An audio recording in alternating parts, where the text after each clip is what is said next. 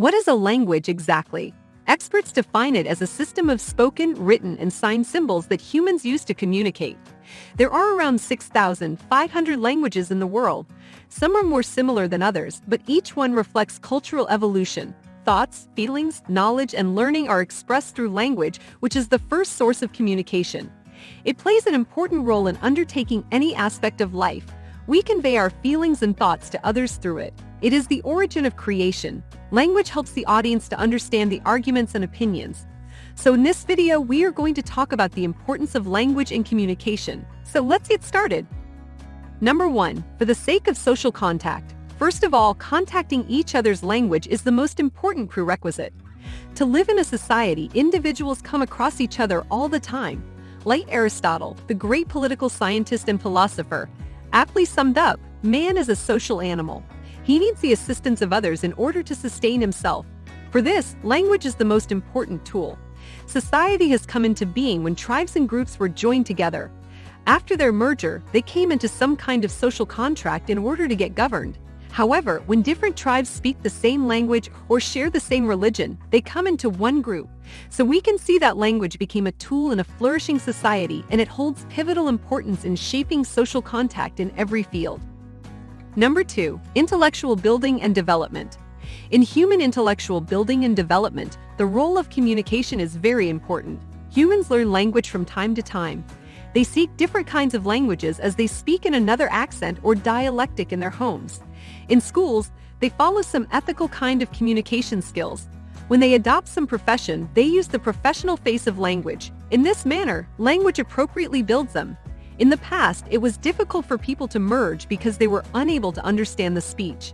And if we look into history, civilization was based upon the merger and knowledge, and these tactics were drawn from education, and education is only understandable via speech.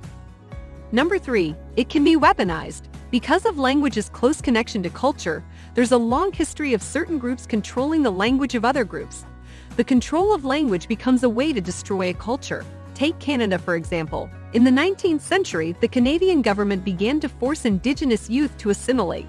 Through residential schools, young people learned English. They were brutally punished if they spoke their own languages. This was significant because many Indigenous groups depended on oral histories. Losing language also severed the bond between the younger and older generations. This destruction of culture through language occurred in many other countries. Number 4, it facilitates innovation. When employees are comfortable in expressing themselves, cooperation and innovation within the unit or organization can be improved. Employees will be able to convey their thoughts on how to improve a business process, for instance. Supervisors who know the value of soliciting and listening to feedback, meanwhile, should be able to pick up those ideas and implement them if applicable. This illustrates why effective communication in the workplace is so important. If the staff members have limited communication skills, or there are no opportunities for them to speak their minds in the office, then it is likely that they won't be able to share their ideas on how to improve a business process. Number 5, language isn't neutral. The last reason why language and communication matter is because of their influence. We talked about how it reflects people's beliefs, like their politics, but language can also draw you into a belief or behavior. In her book Cultish, linguist Amanda Montell examines various groups and cults, some more sinister than others, to reveal how powerful words can be. All the best cult leaders are masters of language. Their words build community, support group values, and shut down important questions.